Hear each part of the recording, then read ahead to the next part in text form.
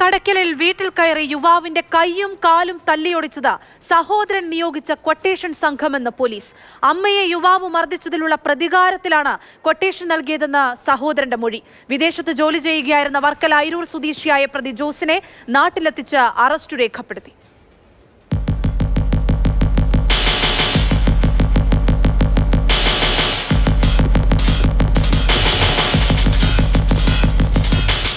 ഇക്കഴിഞ്ഞ 7-ാം തീയതിയാണ് കടയ്ക്കൽ സ്വദേശി ജോയിയെ 3-അംഗ സംഘം വീട്ടിൽ കയറി ക്രൂരമായി ആക്രമിച്ചത്. ആക്രമണത്തിന് ശേഷം സംഘം കാറിൽ കയറി രക്ഷപ്പെട്ടു. പ്രദേശത്തെ CCTV ദൃശ്യങ്ങൾ കേന്ദ്രീകരിച്ച് നടത്തിയ അന്വേഷണത്തിലാണ് പ്രതികളെക്കുറിച്ചുള്ള സൂചന ലഭിച്ചത്. ജോയിയുടെ സഹോദരൻ ജോസ് ആണ് ആക്രമണത്തിന് പിന്നിലെന്ന് കണ്ടെത്തി. ജോയി സ്ഥിരമായി അമ്മയെ മർദ്ദിക്കാറുണ്ടായിരുന്നു. അതിന്റെ വൈരാഗ്യത്തിലാണ് ജോസ് 3-അംഗ സംഘത്തിന് സഹോദരനെ മർദ്ദിക്കാൻ ക്വട്ടേഷൻ നൽകിയത്.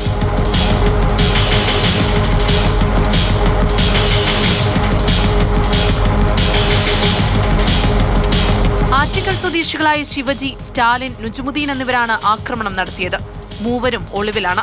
ആക്രമണത്തിന് പിറ്റേ ദിവസം തന്നെ ജോസ് വിദേശത്തെ ജോലി സ്ഥലത്തേക്ക് മടങ്ങിയിരുന്നു.